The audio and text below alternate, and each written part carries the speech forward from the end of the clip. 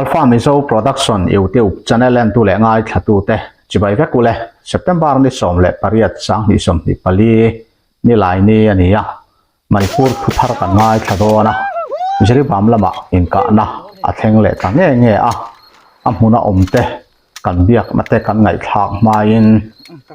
mei te ho chen tam na infal lama thil thleng sang te kan ngai thang atin Amit sa po aron kong chuak le ta a Manipur buaina chinfel thuai ani tur thu te soya masengin buaina chuadana soi te le chinfel atum dan te amak le maya heng lampang hi ground report te kan ngai thang ma in kan ngai thama sa anga chumi ma chuan hei kan unau te tan tholom ron tho kanom zela pulal ram ruata biate pungur te achong thu pulal rin oma pu varavar te nu pa Dubai pilal chan himin hial PZD mami pu lal ngor lian zau te pu pau kholian te kan unau te tanin ron luang chuak le kan lom tak tu seta athianin ale tam tak mal som na lo vur le zel tur chewin du sakna kan hlam chewa kan soi ang khan nakina po kan soi lenga jeri bam lam kan unau te ang khongai thak khop maya in ka na thleng reng mai boxia an ni lam hi thla tham thei po an ni lova an din mun te po nakina chiang zokin kan ngai thak chun zom lenga atha ange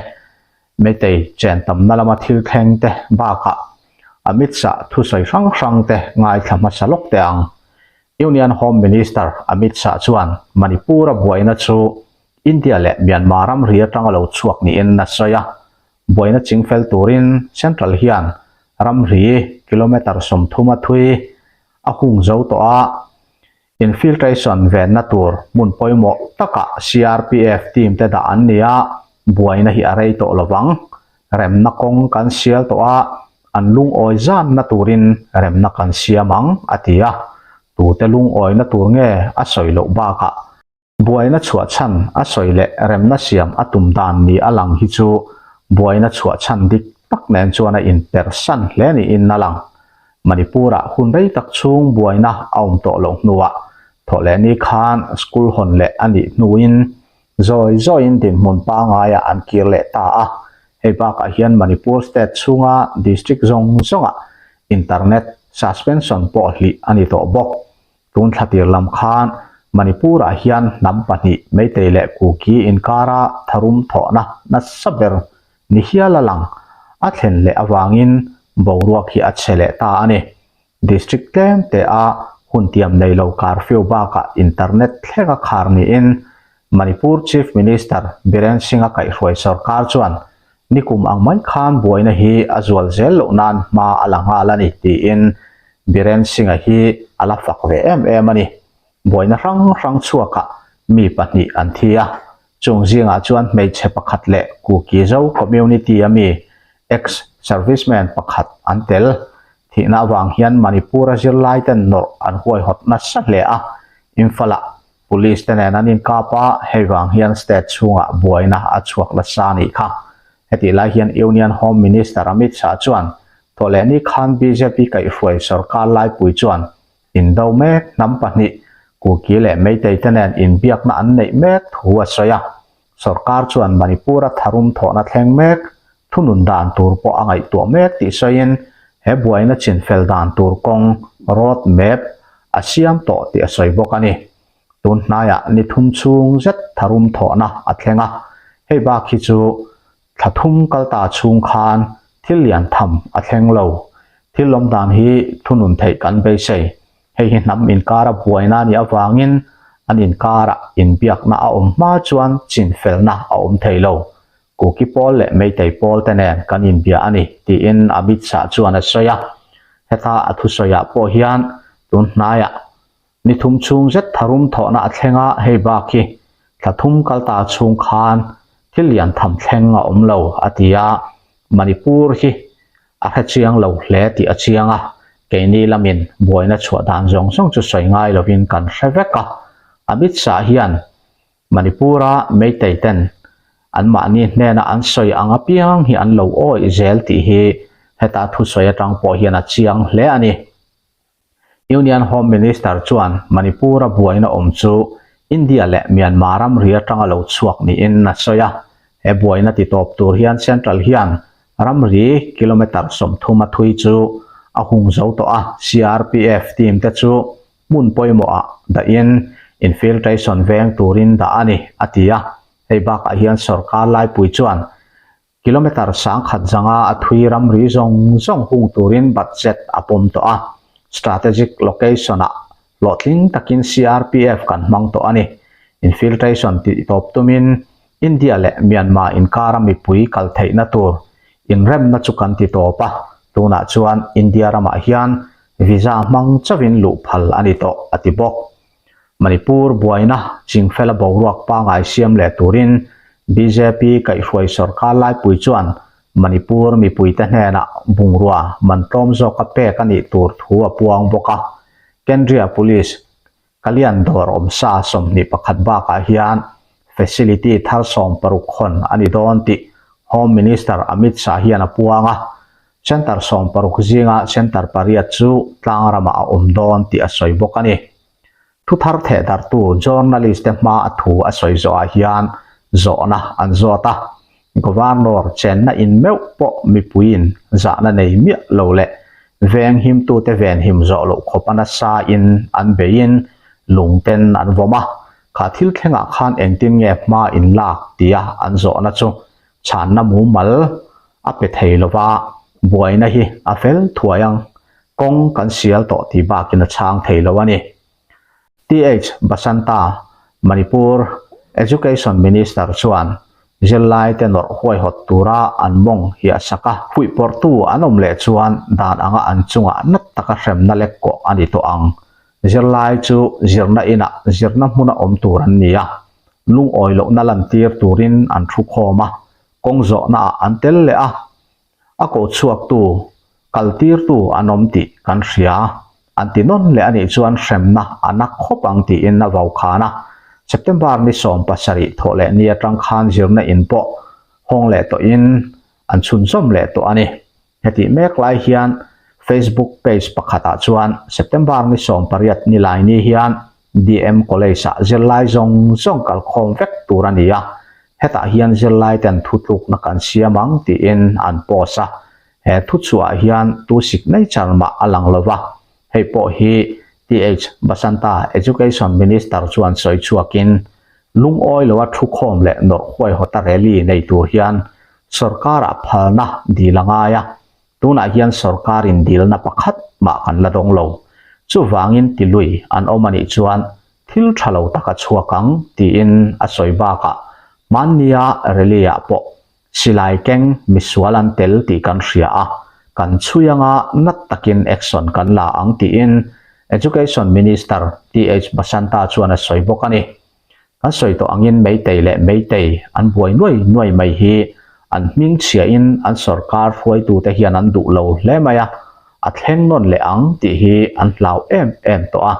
an mi pui te po an vau khan na sa hle ani Koiramban bazar an ti mai ima keithel nu te bazar an ti MLA ho thu an tiam tir truma an tiam zo a korong ngan bak khumanan thu awasoina bazara khan hetia ma an lak hian thalai ho te po hian wa biru thina meitei pakhat mangang inti chuan nu ho po hi congress ho nen anin mong zoma poisa tem pe thina ni ti in na puwa nu ho an thin remin cyber crime lama chui chuak turin nan nge la nu ho chuan party tran lam kan nei lo kan ram le nam tan thei top kan chua tran kan la hetia do ta in pu hi kan du lo kan fa te ve kan nia he thil ti tu po hi kan fa te tho ani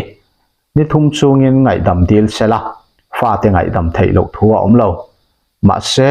ngai dam adil lo ani chuan hindu pathian nu kalima ang khan kan dolang danangin kan che ang ti in an thin rim le maya meitei ho po hian in lungrual lo hle a ti hian an ma ni anin tong ren to mai ani tin infal khopuya naga ho chuan vo in September ni somle pariat ni lai ni hian arambai tengol hovin poisa an dil na salutuk chu an lung oi lova naga ho zong chuan dor kharan tuma naga ho chuan thei to pin kan rang ve a sum le pai po kan phak ang le kan thei ang tok chu kan the chuak ve hetiang ani reng laia apman manin poisa min khon reng mai te apol ang po ni lo thian dun tiang reng ten poisa min khona hetiang anga min dil reng mai hi chu kan tlin to bik lo ani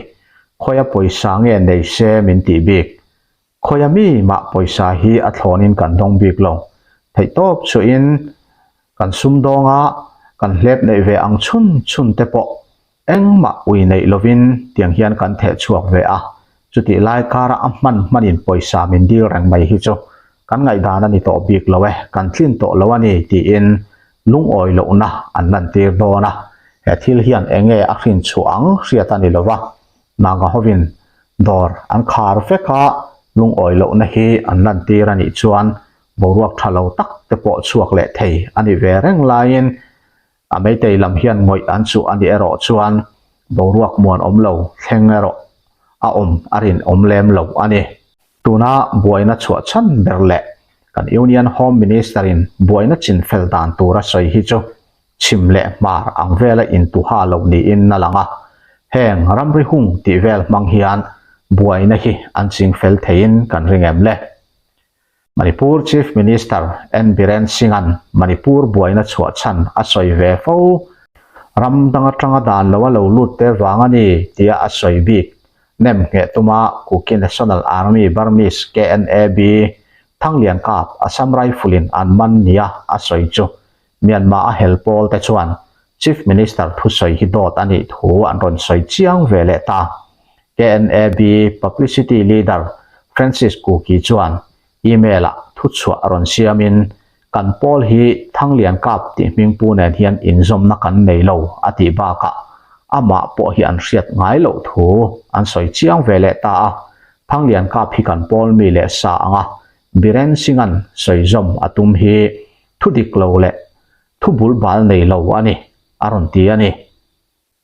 an pol hian India media a an tarlan Thanglian Kap KNAB mi le sa an man tia an tarlan chu thu dik lo ni in an soya thu chua chuan Manipur Chief Minister Biren Singh point hetiang thu hi asoya diklo takin Thanglian Kap hi KNAB mi le sa angin na soya heng pu nat thalo tak hi na takin kan dema mo phurtu thu nei tu tele media outlet te chu hetiang thu diklo an soya an tarlan ma hian fact check nei turin kan nge na ni ti in thu chua chuan an ta langani KNAB chuan Thanglian Kap phi Myanmar atanga refugee anga inziak lut ani ti in Manipura in hum himna adilna document a fill up te po an ron ta lang vele bokani ma se Assam Rifle thu nei tu te chuan Thanglian Kap phi Chandel district a Indo Myanmar Ribula an mana India lama tanga document engma nei lo mu ani awanga man an nia ma se Chief Minister in KNAB member ani thu a soi chu adikem ti an soi du lawani KNAB hi Kuki National Organization a arm wing an nia Myanmar le India mar chak bial mun then khat huama sovereign Kuki len siam phuta India sarkar laka hellan ni he pol hi atira chuan Myanmar le India mar chak biala te an thokrim hle a ma se kum sang hi pariata Indian faction in India sarkar nena suspension of operation agreement azian nuwa Myanmar wing ti thlakin KNAB ti anita ani Manipur Chief Minister chuan Thanglian Kap man ani chuan ni kum me thla atanga buaina chuaka Myanmar helpol anin rol thu asoi chu afin fia ani ti in asoi ve tlata Biren Singh hian athu soi nem nge na man tumin KNAB member ani alati lui zelani Manipur Kuki Student Organization point thole ni khan Biren Singh athu soi hi dot ani thuan ron soi to a Thanglian Kap hi Myanmar buaina wanga ratlana Manipura lut Manipura dan ang thlapa refugee in ziak lut thlap ani ti in an document nei tenen lam an ron ta lang to ani kha Manipura ral thuam an mu chu ajinga za asom thum chu State Armory in anei a in a changkang zok ni in official ta chuan an soya assault rifle M16S M18S le M4 A1 carbine state ral thuam da na hmun atanga an ruk bo ni lo ral thuam tha tak te chu Manipura nam inkara buaina chuaka hian an manga security agency te tan harsat na asiam na satle ni in top official te chuan Indian Express an thrilani dik tak chuan indona a chuat tiratanga security force ten ral thuam an mu chu ajinga za asom thum vel hi chu hetiam chi hi ani ti in official te chuan an soyani top security official in asoidanin ni kummei thla atanga intran indona kal zela hian state armory atangin ral thuam sang ruk vel ruk bawania security force le police ten abik takin meitei le kuki zote in than na fringe area ral thuam zon na an tho awangin ral thuam sang ni le zaruk vel an mu chuak to ni in official chuan a soi ma se heng zinga sang khat zani chau hi ral thuam da na hmuna ral thuam an ruk bo zinga mi ani ti an soya official soidan chuan zariat vel chu hmun danga tanga an nei ral thuam changkang tak ani hloma abak zaruk chu ram chunga an siam khut weapon ani an ti ani top security official chuan ale lama firfiak pol anin rola wangin supply an ti chak hle ni in an soya meitei ho hian velia helpol kaltlangin ral thuam thatak tak automatic le long range an mutheya ral thuam da na hmuna tanga ral thuam an lak po a ombok kuki ho hian suspension of operation pol te awang hian automatic ral thuam caliber angchi an nei bok ti in official chuan a soibok ram chunga an siam ral thuam te chu an hmang tangkai zoka thi na thlen tam ber tu ani tun hnaya khan moirang khopui ama a safe zone anga ngaya chuan kilometer nga ahla a improvised rocket chu an manga September ni ruk khan heng silai pakhat hian Manipur chief minister Masaber thito M Koireng Singh chen na in an kapa chuta chuan puithiam pakhat a thi ani antia heta hian kan hriat angin meitei lam hian kan u nau te hian drone bom le rocket launcher an mang ti in an pu ani kha ma se heta an ron soile dana chuan kan u nau te man hi an ma ni siam tual cher ni in an ron soile ani official te soidanin rocketa an ka theina mun nai ber chu Churachandpur district ani antia uki ho hian pumpi an siam chuaka hei mortar ani mortar ka chua theina tur barrel an siam chapa an noilama propylene an da a an halmai thin heng ral thuam te hi olsam taka man ruwa an mu thei te manga an siam ania heng an bom siam hi rocket ani lo ma se kilometer nga vela hla kap thei tura siam chu thil olsam mani lo ti in security official chuan a soibok ani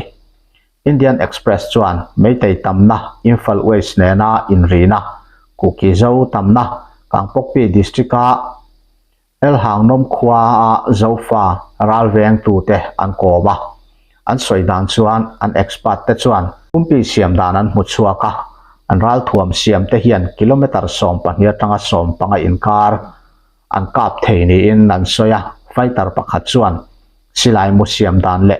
barrel seizonga a in ngatani ati indona chuan nuwa Kangpokpi district a poldin Committee on Tribal Unity a office bearer thangtin lian kipgen chuan atir lama chuan kan pi le pu te hnen atanga kan hriat pumpi te hi kan manga ari aring ema ma se metar som thum vel ba ka kap phak lo ti ina soya nikum November thla atanga December thla thleng khan chicken category chu siamani ta ani moiranga an man rocket chi rang siam na hi nikum December thla atang khan tanania kilometer som pahnia tanga som panga vel ka theina kan neya ma se man alani lo ati meitei lam an komna tanga an report a chuan ral thuam dang ngai tu ana ti buai tu chu khut bom phur drone ani Imphal West a kautuk khua benan manania kautuk ral thuam keng fighter pakhat chuan ama po in khochunga drone thlok chu mu tura omrenga ma se heng man ruwa te hi surveillance satana manani ti in na soya security official senior pakhat chuan ral thuam la om buaina lian tak siam tu ani heta hian army ten jamar kan mang thei lova a chan chu ruam hi atoi hle a jamar hi Imphal airport a air traffic control a buaina siam thei man ro chak tak ani awang ani low power handheld mobile jamar tun hnaya thil thleng awang hian man tran mek ani atia police official soidanin army hian hetiang jamar pahnih hi an neya CRPF hian pakhat an neya pahnih dang leibel tum mek ani bok ti in an soi ani kan unau te hian chiang takin an man ruwa te hi an soi veka Indian Express in an han tlo a chuta chuan pumpi hi kilometer som pahnia tanga som panga kap thei kan ni ti chiang takin an lo soi tlanga meitei lampang hian kan unau te hi drone mangin an la pu char chara tin rocket launcher thatak tak po an mang ti in nan pu ani kha ma se India Express tena an han kum na le an han tlo na chuan kan unau te hian hetiang ang hi kan nei lo hrim hrim ma se kan nei kan tual chher pumpi hian kilometer som pahnia tanga som panga chu kan kap thei vek ma se hei po hi kan lamang lo ti in an soya in a meitei lampang le khilaya army lampang po hian drone bom kan ti ang chi te tin rocket launcher kan ti ang chi te hi chu an mang lo ti hi an soidan le an ngai dan ani ve thawa ma se meitei lam hi chuan kan unau te pu chiat tumin heng mang ngei ang hian an la soi ve reng tho bok ani kan soi ang khan jeri bam lama in ka na nga satak mai a thleng le a in ka na hi dar sari vela an trana ti chuan dariat vela khan an re le dewa khat to ka silai ri chula reng ma se in ka na ama angana salutuk kha are dewa chanchin te kan han ngai changa hei kan men rei le pha deuh hleka thil thar a om le ni chuan in ron hriat tir vele don nia ti in kan in cha meitei lam hi khovar don naya hian an ron chet chu le nge yan ringa amero chu thu thar dang te kan zep bok nen in ka na thlen le don lo hriat ani bok si lowa rei tak khan nga ringot kha thil dik ni in kan threlowa ti chuan heng thu thar kan mu chun ang te kan ron ta lang ta a amuna om kan biak na te kan ngai thak chun zom hal don nia jiri bam lama in ka na thleng le ta a kan soi to ang khan kan video masala ba te khan kan soya an soi zaw de luk ka du report lampang kan ngai thang ma in hei news chung chang a hian thu thar ngor hi puang don tai la puan tur hi tam em lo ani amai ro chu Manipur chung chang hi kan hriat na be tham veu ma se boina kal dan te thilin her dang lam dan vel te hi kan lo thlir ve thina chu ta tang chuan thil om thei tur nia kan ngai te hi kan lo soi lok ve fo thina heng te po hi thil kal to kan lo experience ve ti mai langin me te ho ron chet dan te an ron kho sak thin dan kan lo thlir ve thina tang hian a dik veu thina khalaya kha nangni point min lo hriat pui kan duwa a chan chu hetiang ang thil kan soi hi amun lama om te po hi ran tang kai pui veu thina ni ai tuna po kan soya nizan lama te nizan masalama te aram bai tengol ho chuan jiribam lampanga mongbung lama anma ni area lama khan flag ten ron tar le ta vak maya tin zonu lamin aram bai tengol ho bung ruani nge ya hriat te khan lo man sak boka khatiang ani chuan an mamo an lang lu na kongpoi mo tak maya ni sia helai hi kan thunu ne mo keima ni na kan lapum hlum the ani lo chuan zalen taka keima ni lampang an khosak khi kan tan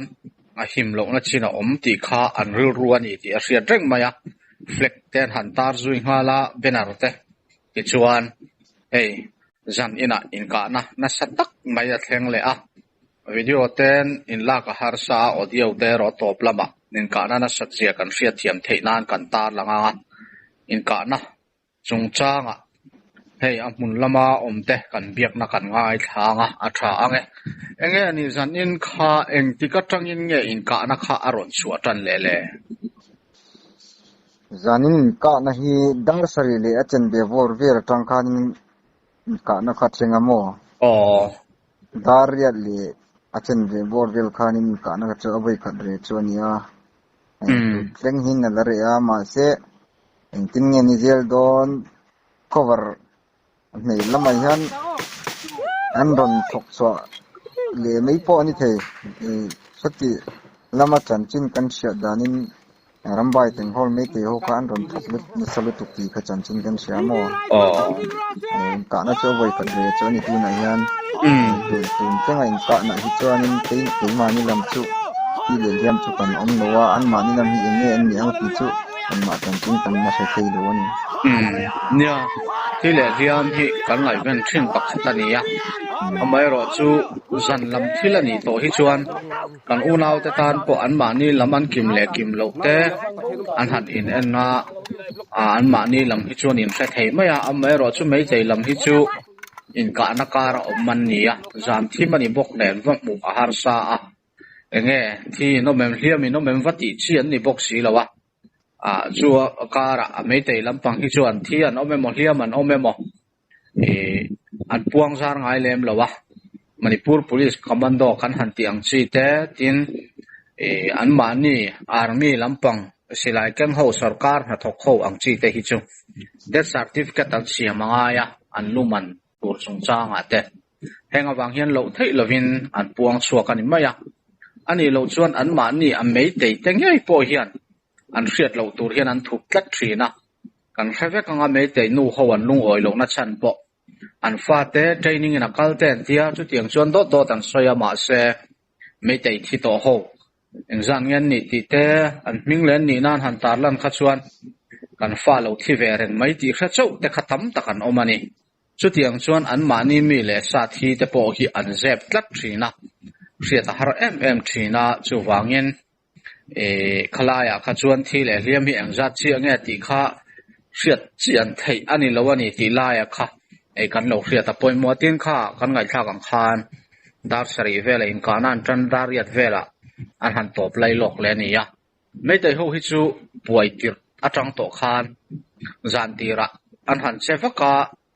an han re le wang a khowar don lama te an chele thina zan thima hian an che thiam lutuk lo ni te po hian alanga tuna po ka kan ngai thla kang khan an tam an thanem hle mai an tia chu tiang ani chuan in ka na hi chu a om le arin om ma zo kani mo tuna in ka na hi chu cover nei lama hian omang ti chu mi tam amona om te rin dana nia mo tuna hian phone call po in kan be na a chu min chang le thelo nia chan chu kom kan ho tu te khan hi tiang phone call tu ma ti lo tu phone te da tu ti kha chu chuak oma ti khan amona om te tan chu tang chon chen chin kan ria hey in ka na atlen don hi chuan in boruak te hi ma hin kan lo helo thina mo voin pokanin combing operation te an ron tia mong bung lama khan kha kan tala ka whatsapp chang adar ta khawo kan bangar te kan han thia saka kha bangar te han thia sak le zo thim lim nai dar sari borwer khan kha in ka na kharon tentameni hey combing operation team police te an telawang hian mei te ho hian bangar kan thia sak te ti te kha chu report po kalaniang kha an ti le chuanin anan ti zo tlai dar nga vel khanin bangar te khanan thia zandar sari borwer kha in ka na khan tentameni kha thil se dan thil kal dan an ya wangin ingmani combing operation tenan tin chuanin zan lama chanchin te hi a om thina ni engtik lai poin ngani cha nei te ho an thi emo an hiamo me ti hi a hriat te hi a har lu tu ka kha ni nakum sang ni som ni pathuma tanga in kana suknu kum khat mela atling pokanin athi te kha kan the chu mo pali le panga som khan bor veran thi te khanan soya ma se in ka na aba de ti mo kum khat finna hun saran hang mang khanin mi za chuang kha an lo thereng ani kha kham tun ma dewa september ni rukvela jirbam lama in kana khai kan pasal thate pali kan chan tuma mei te ho poka an mani ka atang chuanin mi pahni thi ti kha kan thia ma se ka postmortem manang tia ji silchar lama kan pasal tha te pali lekhan an vai ni pakwa ni ta ni chu keima ni kha mi pali chia kan ni a thi khamo mi panga dis tu tinge an yang postmortem an ti te kha mei te ho lam pang an ni lo chon tu tinge an yang mi pui sia ta khan mi pui van tlang sia ta khan a vui pon in vui lo khatiang kha ni an zep sina an mani hi ti te hliam te hi an mani lam chan chim hi siang deu detail chan chim sia ti cho har ve deu ani zanin pokanin kha chan chin kan sia dana khan chon eng poni se in ka huna khanin huna omten kanan kha chu athilo poina hliam chu ani achan chu silei han ka te hian jun kan ka te hin kan target te ya fuem follow emoti te chu in kana tel sen te chen chuan an thi na ni tu wang chun a hliam le athi an thilo pon a hliam chon om nge ti chu in kana tel te jinga tanga kan sia dan chu ni zanin firing pokha ani chuanin vo innia nauma ni lambang kar anron thi akha khoi lai front line hong ye ni le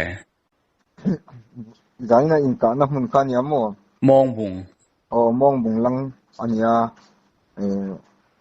kha bangkar kha army central force na atanga halo ni kha bangkar khamo mei te lam le central force te in kara bangkar te mani kan pasal thate an ba sakha ni ta kha voina nan sakha ania combing operation ten han tia ma se kan pasal thate kha anjam lo khopa audio record te khain han lo sianga patian zara ta anjam lo wang ti te kha ania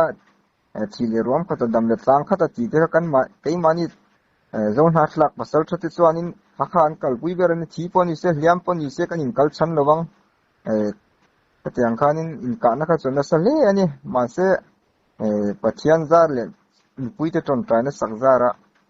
voin teng yang kan pasal thate hliam an om lo ani zanin ka na point tun cheng po hian ani chuan vo ina combing operation an ron ne ya khan Assam rifle an telanga ti chuan CRPF ho khan telem Assam rifle CRPF ni Manipur police te kha anya mo an mani jinga khanin police te kha pahi pathum te kha chuan tel ve sina asan so police commando te khan operation ron ti tu lita CRPF nen mani income na tlem masabera pokhanin an ron ti lui china ma sian ti anti thei chuang lo kan pasal tha te khan kai mani area lama police ron lu tha kha chu kan tu na chuana thei lo burani ang case par nen ron chok poni se kan pasal tha te khan an lo ma son mai ni police ka kan mutun ka mai khani ma se central force samrai full te ne na pakhat pahmin le kan ron ro khan chun ti ngai na am chong lo mo kha chu kan pasal tha te len central force ka in beremin khatya kan an kal chinani ani chu nya helaya hi boi thak mai chu central force te hi khitilaya Manipur police commando kan hanti angte Manipur rifle kan hanti angchi te hi state force anni angin boina chingfel turin an thok chuak ti in an du duin an tir ve theya birana le ho te hian chu an ron tel ve thin renga khatiang anga kan unau te bangkar hanti chiat sak poka central force lam hi chuan tulan ti lutuk bi kenarin omlova amai ro chu Manipur police commando kan ti te mo Manipur rifle kan ti te mo an lo tel ve ni si khachuan an ni khan an ron muwa an ron hrachuak zung maya chu khang kha ten fai angai tia an nin ma an ron lak si khachuan central force lampang tan po atulo hanti kha thilrem chang ani big si lawa kan unau te tan zong in emo lo che in khang ang bangkaran thia sak turang chi te kha lo du lo ni se an mak kha chevek the ani ve tla tawangin helai tak mai hi aboi thak maya keimani in kanom don central force keimani in kan che to don po tirngot don se thil thei ani lo na chin kha ve tlat boxi a helai tak hi kan unau te ta na thil poi le van doi thak tak mai ani ya Manipur lampang a force lamin an ron bel vezel si a chumi ani awang chuan tiang hian kan bangkar te po kan chan ani ya ti chuan khami bangkar bi ka kha mania thla iron la ka kha ani em ai khati lampang khani lo mania tla karon lak te khachumo oh sizang kan ti lampang khani a in hnai ma se tlang le tlang ani ta mo sizang lampang kha va etek tur chon khati lampang ka tang khan chon an etek thelo ni mong bunga tang khan mo oh sizang lampang an ron etek tur ani chuan kha video kan viral a sota rubber bil azuk lang te mo tlang aron lang te kha khati tang khan in an ron ka thina mong bung lam chu le lam ding lam te khan ding lam mo khata video kan la na tanga ding lam te khan in atang kan mong bung lei kar mania rambai hoin fleck an tara an awak wak na kha khamuna tang khat kami muna tang khan an ron ka thina ni an in kar kha meter zakhat po thing lowang za somnga zakhat ain atam point za somnga ai chona tam lowang an in ka khamil le mong bung mei te le kai mani zone ha trak pasal thate om na tlang khamo an kar ka nai phapani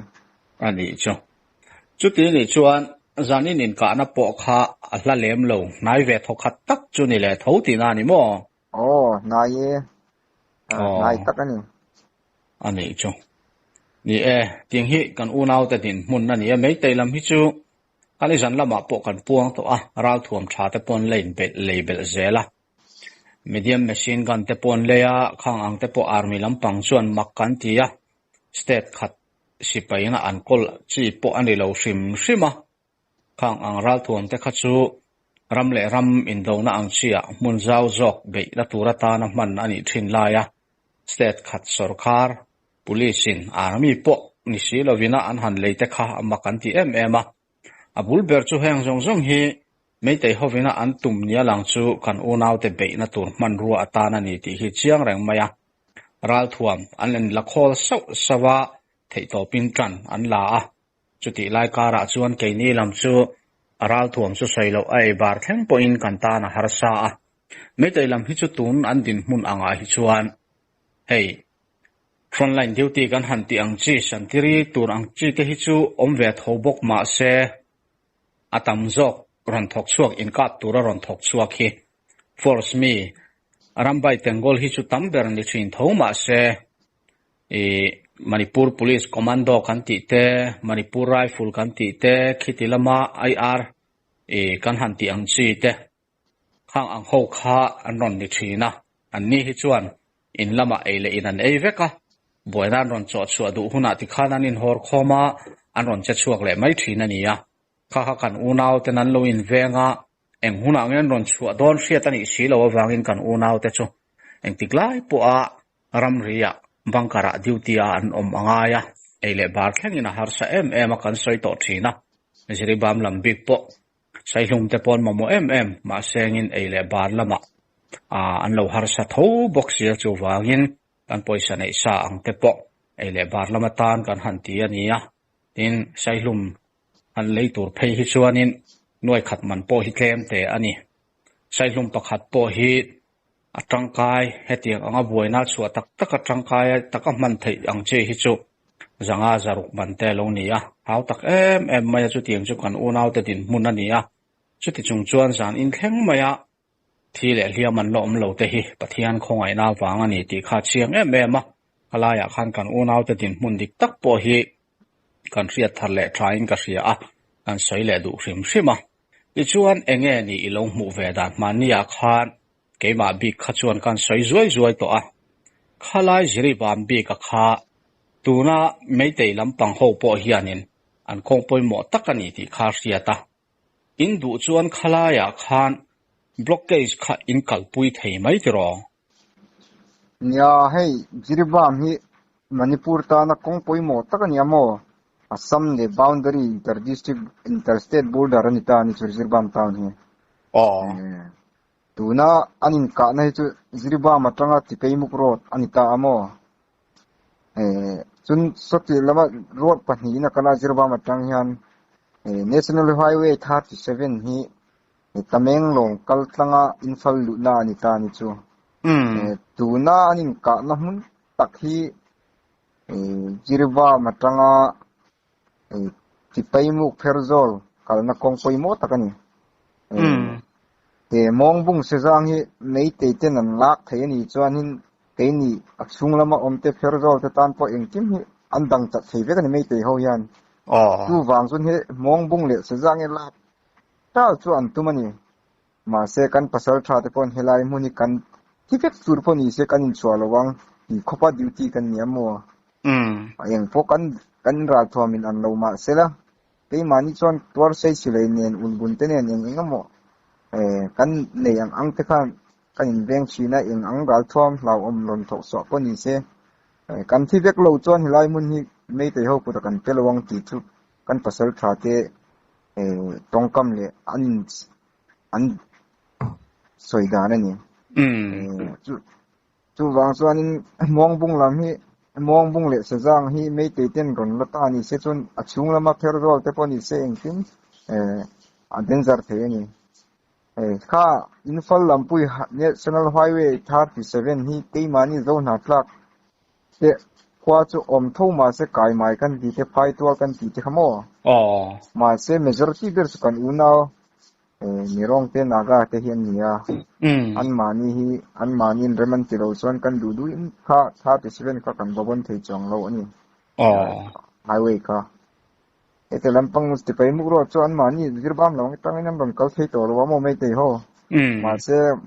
boy ti ra tanga khita zagra dor ma kan hal ral tak nu khanin sem chu nei te chu central force ho kara an la om ti chu chanchin kan siamo mi ta mu te soidanin kha chu nakina intina moni kan pasal tratele kan how to ten an la ron de sura kan ngaya te mani chen bare an khat pilam pang bare le bat basoi khat soi thei kan nei to lawa tu na mong bung ya poi mo ber ni kan se them dan chuan kar Pakistan le India anin dowa Kargil Tiger Hill kan ti te ang me hun poi mo khanin chu da mong bung le sa jang kan ti te an a om zia ber chu mong bung hi mấy tay hovin ha an ron la an lua thei ani chuan i an tan khalai vel bor zong zong la le zel tur le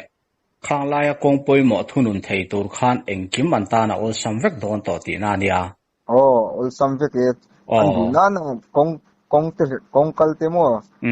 khoi lai lai mo etek tur pon se mong bung se le se jang ber an lak to chuanin an lei to chuanin an min la sak thei ani chuan an tan in kim ol sam don ani awa kan tu na hian la te mong bung le se jang no chu an tom na sakop mai ma se pathian zara an thei po ka ring lo mo kan pasal tha te an huai sena an don la thei chu ka ring lo ni nia kan ngai thak ang khan helai poi mo zia le mei tei tan po a hlut zia chu kan thla thiam anga helai hi a ma de atang to po khan mei tei ho hian an hela boinan chuak chowa mei tha in ka na ma sabera thenga khami ma po khan aram bai ho khan an ma ni area chin lama te khan aram bai tengol flek te khan tar kwal na sa a ma sengin he ti lama kang vai lama ten ron chet chu le ta ka wang khan zri bam lampanga hian an chet awak lova ma se an ta na poimo na kha adang chuang si lawa tuna kan soita kang khan helai zri bam lama hian kan unaw zonu ten mei te ho thil te an han man sak tabok nen ama kha chuan hetiang tak hian thila thlengai lova boinan chuaka are wang mai helam pang hi chu ala him ri engma har satna kan la tok loveti khani sela ma se ka soi ang khan me tha boinan chuaka in te po anin hala chutiang ang vel chuan thil lakal chowa hei ti hian tuna an rele de wanga helam pang hin ron nor na ta hle maya enge ni a chan ni ang ti chu a om zia po kan soi to a chu wangin helai hi chu mei te ho hian lak ngei tum hian an la ron be ngor don chok mi te po hian alanga helama hian kan unaw te pon in sorping thiama poimo rual khan atua te po hi kan poimo fek kan ti kha kan ria tharle thle in ka ria a varal ralwaka pina muna vatel pui ve theilong ma ila kan lo tong trai puina te thil pe ka tan kan lo lak ve na te kha a hluin atangkai ani ti laia kha kan soitel le ram du ani ti chuanin enge ni ilong mu ve dan han riat ka cha ka chu a mei te lampang hi khatilaya du to ka an ron che thei mai zela kha Central Force anin dai lo deuh wange ni anga enge ni I lo thlir ve dan le Central Force anin deilo wang pon in ka helo mo tu na andu angan ron che theina san chu ei Central Force in ka na han thlen tak tak chuan an mani ke ma hian pambo china in ka na han thlen tak tak kha chuan an chwa ngam chuang lo nin ni pa an na hmun atang khanin a chan chu an mani po hi chi lawan ni ve mo ka ti nam le nam boy na kara ka ti taka han che tur kha chuan an tan order po om lo mi ti ka helo wa chu tiang lam pang chu mo tuna kan ka na hi mong bung le jiriba min kar hi vai kan ti mate muslim te kan ni amo kilometer mate area tang hin chuanin a halo ni chu wang chuan vai ho chu engama an ngai lo wa mate ho hian manipur vai ho hi chu kha vai ho din dam kha an ron kal thlanga khata mate kwa khata khan an ron lut thina khami tang khanin an ron tek ta mai ni sotiang le lam kha chu sam rifle te chuan oma CRPF te po an oma se in ka na thleng tak tak chuan lam te hi anin ken thina mo ti ko piana omani nya helaya hi ma po in kan soi to thona kan soi to thowa mundanga te po ni ya thinrim tak takan han chet chuan anin dang zo me ulawa sam rifle lam hian an thla ringot mai thina ni achan chu kan puina soi ang khan tuna buaina hi ram le ram buaina ni lova ram le ram buaina chuan an bo phutna ania thi huama an ta langai ve tho an che tangai ve tho ma se tuna chuan tual chung buaina nia chi le chi in kar buaina ni miawa wang hian khatiang anga buaina punlun to a silayari thruai to chuan silai mu pakhat po lo tong fu se an tan nun na chan theina vek tho ani chuti lai kara chi le chi in do na kara Central lampang point me mi tum chuang lem lova hetiang anga ain mai la ya nun na chan te pon lo om to hliam te po Central Force jing an lo om fo to a khatiang ang pola tran le ai kha chuanin en liam mai chin nei kha poi an ti lo ni te po hian alanga an tan po a hlom ve em a chutiang ani awang chuan in ka nan thlen tak chuan mani jana te po ni khan in ka to mai te seti in an thla tham top mai an mani in anom tira in ka tir top mai ni khatiang ve khathil thlen dan ani ve thawa wang hian Central Force om thin ma selangin thinrima silai keng an ni to chuan an tan hlom ve tho sia an dang tak thei bik chuang lo chuta poimo ber mai chu meitei ral dong ne tur le meitei na kan ram min ron chu sak lo na tur chuan keima ni lam kan in thuam chaka kan tran ve kha ngai to a saita kan khan chu mi konga chuan thei to pakan vai kan tran tlan kha poimo tak setani ti laia kha kan hria thar le poimo hle in ka hria ani ti chuanin enge ni isoi ang khan zan lama te hian in ka na po thleng le thut thei ani ya reinforce kal te hinang ma ni tan hian a harvio vem ti laia kha han tar lan kha poilo tura ngai la helaya tang hian kan hlau thong thina adik rual khan helaya kan lo hlau thon ai ma khan mei te lam chuan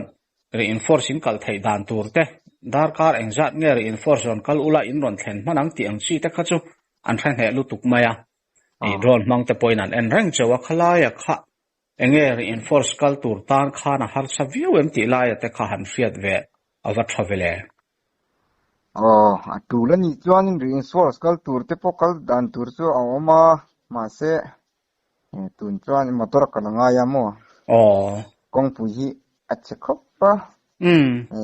tutia motor chaklu to ka khal thi khan ni lo ni tu na kan kong hi achan chu hi boy tir la ma kha chuan kong pui kha chu kan siam shena company lam po in boy hang tan boy etinga kan han boy ta chuanin kong puya na to pon om to lowa mun chen khat phei chu kong pui hi motor 4x4 ti lo chokal thei lo ni bolero pickup kan ti te mo 4x4 lampang tan chuan arai vak lo dar kar minute som thum chungin kan then the ani chu pathian zara atul chuan kan kalma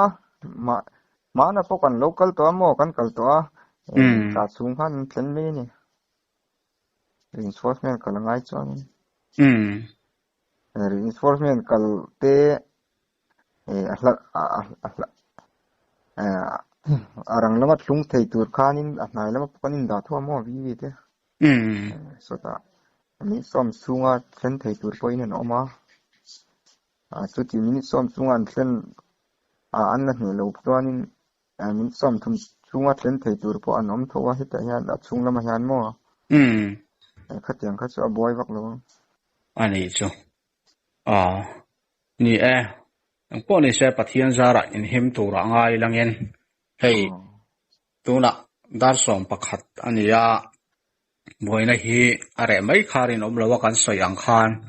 zan lama te po mai te lam hi chon la ron tho chule jing lama po arin om em a kan unaw te tin mun chu soi tam ngai lewin kan hravek to a kan video masalama po lo highlight tila jeri bam lam bik din mun hi kan hraveka tuna hian eng po lo ni se unaw in kara hian